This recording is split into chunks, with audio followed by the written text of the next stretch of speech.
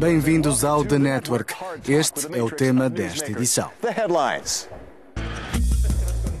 A economia espanhola está a crescer de novo. É o argumento do primeiro-ministro Mariano Rajoy, que pretende reconduzir o Partido Popular no governo. A taxa de desemprego é a mais baixa dos últimos 4 anos, mas os conservadores espanhóis enfrentam nestas legislativas o desgaste das políticas de austeridade. As sondagens apontam um enfraquecimento do Podemos e um avanço do movimento Ciudadanos, ou Cidadãos, oriundo de uma Catalunha que se debate com o separatismo. Será que a liderança de Rajoy vai sobreviver a um período que foi atravessado por inúmeras crises, tanto externas como internas?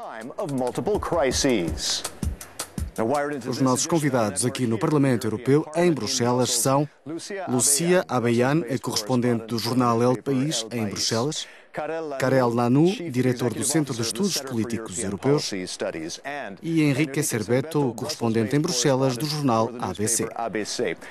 A primeira pergunta é: quem pode assumir um papel determinante nestas eleições legislativas? Quem, entre os Cidadanos, o Podemos ou os socialistas, pode vir a integrar uma coligação?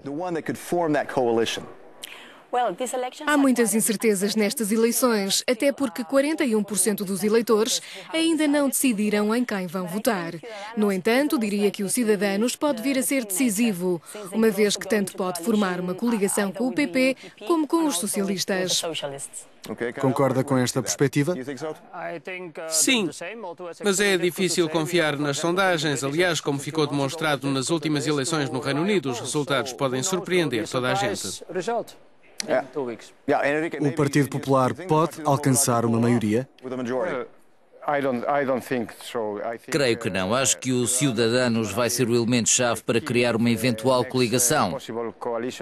De todas as formas, é surpreendente como um partido político nascido na Catalunha arrisca a mudar todo o quadro político espanhol. A transição geracional que implicaria ter um partido jovem no poder, como os Cidadanos, pode provocar mudanças não só em Espanha, mas também na Europa? A nível europeu, podemos vir a assumir um papel político mais relevante, comparando com os últimos 4 anos. Mas há outro aspecto muito importante. Bruxelas vai exigir mais cortes orçamentais. Por isso, no ano que vem, a política europeia vai ser ainda mais determinante em Espanha. Um poder mais jovem pode reforçar ou contrariar a austeridade? Depende de quem integrar a coligação. Segundo o governo atual, Espanha foi o melhor aluno do Programa Europeu da Austeridade. Este ano, o crescimento atingiu os 3%, o melhor desempenho de todos, tirando a Irlanda. Foi o melhor desempenho entre os países do sul da Europa. Há expectativas de que se continue no mesmo caminho. Mas tudo pode mudar se houver uma coligação entre os socialistas e os Ciudadanos, ou entre os Ciudadanos e o Partido Popular. Isso significaria atenuar em grande medida a austeridade, embora Bruxelas possa não gostar da ideia. Como conjugar a austeridade com o combate ao desemprego, tradicionalmente muito elevado em Espanha? Esta não é a altura mais propícia para falar dos novos critérios impostos pela Comissão Europeia, uma vez que estamos em campanha eleitoral. Se o Ciudadanos compuser uma nova coligação, e acredito que isso vá acontecer, pode implementar novas abordagens relativamente ao mercado laboral e mudar a forma como lidamos com essa questão. No que diz respeito à questão dos migrantes, há membros do governo espanhol que afirmam que as medidas colocadas em prática no país podem ser um modelo para o resto da Europa. Que comentário tem a fazer? Encontraram parte da resposta. Ou seja, tentam alcançar acordos com os países de onde provêm os migrantes e os países por onde transitam para evitar que cheguem até aqui. Mas a realidade é que há milhares de migrantes e refugiados que já se encontram aqui e por isso são necessárias novas soluções. Isso quer dizer que essas políticas podem mudar? Muitas vezes esquece que a Espanha já foi um modelo de integração na questão das migrações no início da década de 2000, quando recebeu milhões de romenos e latino-americanos. Em certa medida foram bem integrados. A Espanha tem coisas a ensinar ao resto da Europa no que toca à crise dos migrantes. A forma como lidaram com os refugiados africanos deveria também ser um exemplo.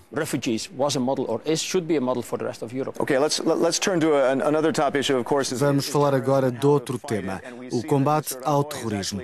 Rajoy está, de certa forma, à espera do desfecho das eleições para anunciar a amplitude da cooperação com a França nessa luta.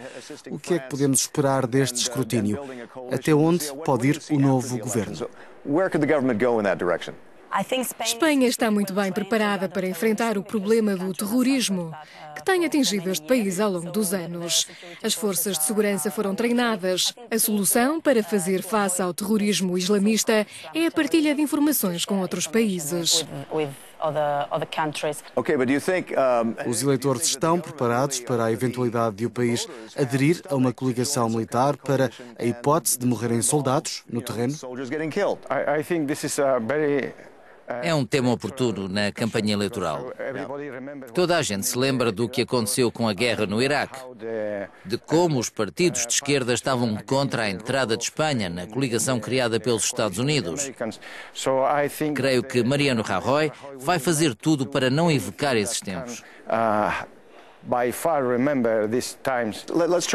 No que diz respeito ao clima, qual pode ser o papel da Espanha nesse debate? É um país onde as energias renováveis se têm disseminado.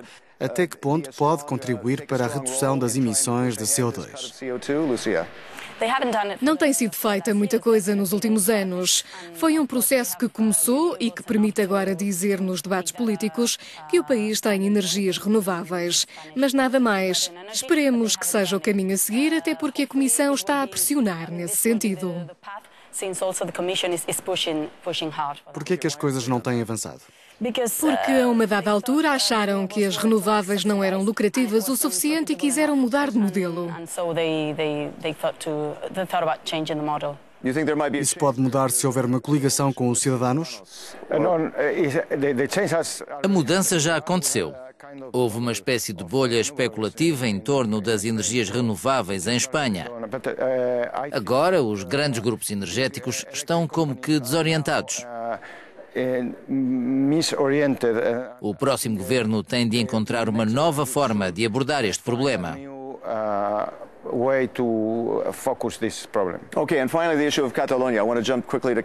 Relativamente à Catalunha, uma eventual coligação com os cidadãos pode ter consequências sobre o movimento independentista catalão?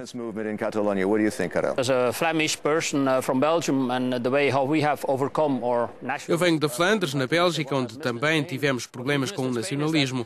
O que aconteceu em Espanha foi que Rajoy se revelou demasiado obstinado em não querer dialogar com Artur Mas, com os catalães. Ele recusou qualquer forma de negociação ou compromisso.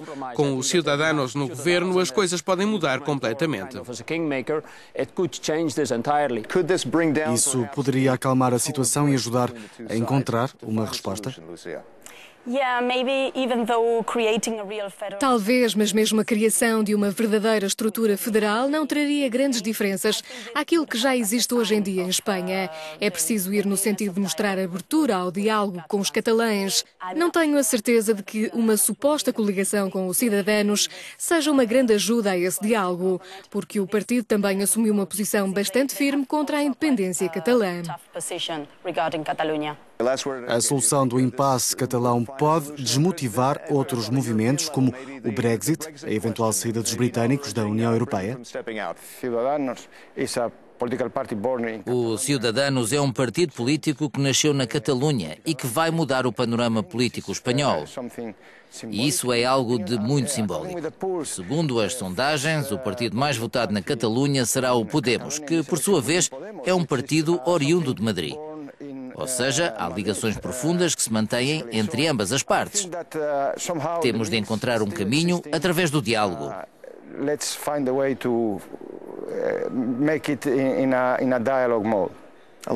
Tudo está em aberto nestas eleições. Agradecemos aos nossos convidados, Lucia Abaian, Karel Lanu e Henrique Cerveto. Até ao próximo The Network.